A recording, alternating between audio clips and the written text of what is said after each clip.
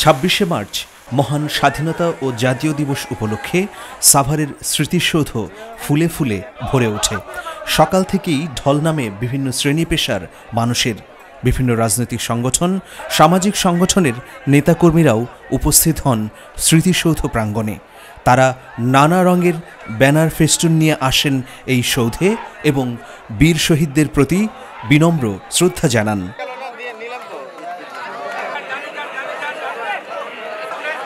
স্মৃতিসৌধে শহীদদের প্রতি শ্রদ্ধা জানাতে এসে গণফোরামের সভাপতি ডক্টর কামাল হোসেন বলেন, ঐক্যবদ্ধ থাকলে যে কোনো অশুভ শক্তিকে পরাজিত করা যেতে পারে। স্বাধীনতার লক্ষ্য তো সংবিধানে লেখা আছে যে জনগণ ক্ষমতার মালিক। সেই মালিকানা থেকে যেই কেউ আমাদেরকে বঞ্চিত করে তারা স্বাধীনতা বিরোধী কাজ করছে, সংবিধান বিরোধী কাজ করছে। তো আমাদেরকে সেটা রক্ষা করার জন্য ঐক্যবদ্ধ হলে কিন্তু আমাদেরকে কেউ বঞ্চিত রাখতে পারবে না। বাকশাল বাস্তবায়ন হলে সেটাকে কিভাবে দেখবেন? মাননীয় প্রধানমন্ত্রী বেশ কয়েকদিন না, এটা ওনাকে জিজ্ঞেস করবেন।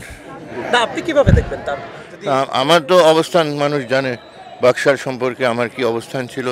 আমরা বহুদলীয় গণতন্ত্রের পক্ষে, সংবিধানে লেখা আছে, আমরা সেটার জন্য আন্দোলন করেছি, সংগ্রাম করেছি। বঙ্গবন্ধু বেঁচে থাকতে কিন্তু আমরা সেই বহুদলীয় গণতন্ত্রের কথা বলেছি এবং পুনরুদ্ধার করেছি। এটি তো মুক্তিযুদ্ধের চেতনা বিরোধী নিশ্চয়ই। এই বাকশাল যদি আবার এটা আপনি কিভাবে দেখেন? এটা আপনি আমাদের আমাদের সভানেত্রীকে জিজ্ঞেস করেন। আমি তো অবশ্যই মনে করি না, আমি তো 3 বার বললাম আপনাকে। আর মাহমুদুর রহমান মান্না বললেন, দেশে এখন ভয়াবহ অবস্থা চলছে। আমরা নাই, কারণ স্বাধীনতার লক্ষ্য ছিল একটা সমৃদ্ধ দেশ, শোষণ বঞ্চনার বাইরে, এবং যেখানে বৈষম্য থাকবে না। এই সবগুলোই আছে। লুটপাটের রাজত্ব চলছে, গণতন্ত্র তো নাই, মানে দিনের ভোট আগের রাত্রে হয়ে যায়। আর এদিকে সবচাইতে ধনী বাংলাদেশে বেশি করে হচ্ছে, সেই তুলনায় গরিবদের কোনো উন্নতি নাই।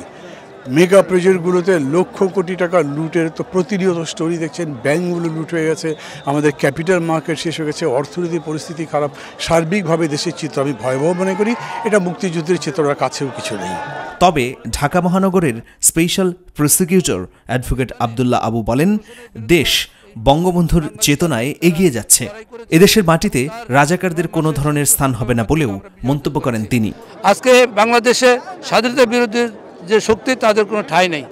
আমরা জাতির জনক বঙ্গবন্ধুর আদর্শ এবং জননেত্রী শেখ হাসিনার নেতৃত্বে আমরা এই বাংলাদেশকে স্বাধীনতার যে মূল্যবোধ সেটা আমরা গড়ে তুলব, এবং জননেত্রী শেখ হাসিনার যে আদর্শ, বঙ্গবন্ধুর যে আদর্শ, সেই আদর্শ নিয়ে এই বাংলাদেশ এগিয়ে যাবে।